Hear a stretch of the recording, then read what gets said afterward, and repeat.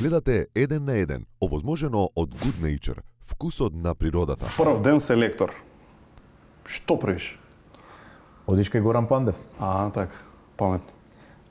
Одиш кај Горан Пандев затоа што Горан Пандев 2 години не настапуваше за репрезентацијата. Точно. Причините си ги кажа кои се, не му се допаѓа некои работи што беа поврзани со репрезентацијата.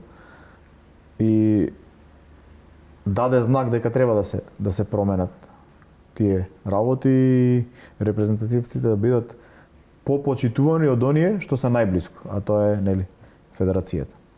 Значи прва мисија ти беше дај да го вратиме Пандев. Точно, бев на разговор, едноставно сакав да разговарам, да му го кажам мојот проект. Во Италија отиде Во или? Италија, во Дженова, каде што, нели, седнавме со Горан и од негова страна сакав да слушнам кои се причините и да му кажам што јас планирам и како сето тоа да функционира. Горан премногу си ја сака Македонија и јас не го убедив да се врати. Значи на тој состанок не падна договор, окей. Не, падна договорот, меѓутоа он премногу си ја сака Македонија и кога му кажав јас што планирам и како планирам да се одвиваат работите во репрезентацијата,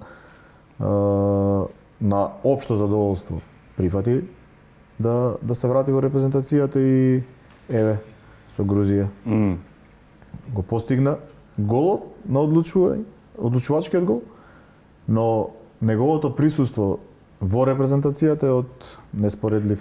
Како да го објасниме тоа, знаеш? Како да го објасниме? Што значи Пандев за репрезентација? Што значи Пандев? Пандев значи еден фудбалер кој сите други сака да бидат покрај него, да играат со него, да им подели совет и критика, така да човек што освоил све што може да се освои во И пример со самото негово присуство се менува нешто.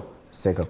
Ако он е во просторија или не е разлика. Доволно, еве сега ќе ви кажам еден момент од надпреварот во Израел, кој го добивме во Хаифа 0-1 и самото поздравување со судијата. Каде што рускиот судија му вика во текот на надпреварот: моите деца се обожаватели на Интер и би сакале еден дрес да добиеме. Така да Горан е светско фудбалско име, кој е еден најголем репрезент на нашата држава и само еден детаљ што значи Горан Пандев. А неговото присуство во хотелот, неговите совети и до играчите и до сите останати што се во репрезентацијата многу значи и затоа сакав да разговарам со него, а искрено најголема желба ми беше затоа што во тој момент некако кога рече јас не играм за репрезентацијата, некои се дрзна и да го критикуваат. Да.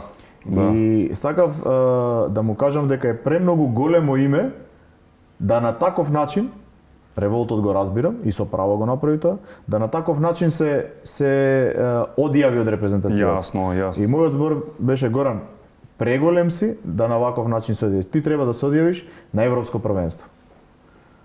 Така да еве сум среќен што Горан можеби ќе се одјави, јас ќе го терам уште да игра, ако сум нели на после европското. И после европското, затоа што спортски живе. Значи стварно го мислиш тоа што го имаше, знаеш, го протолкува како шега демек. Па добро, јас упаднав малце бидејќи он каже ова е последно и он стално тоа сака да го каже, но јас доколку сум на позиција да се селектор, ќе направам се да го убедам се уште и понатака да биде дел од репрезентацијата. Игор Ангеловски Мрме, селекторот на фудбалската репрезентација на Македонија во Еден на еден на Канал 5, недела во 18:30.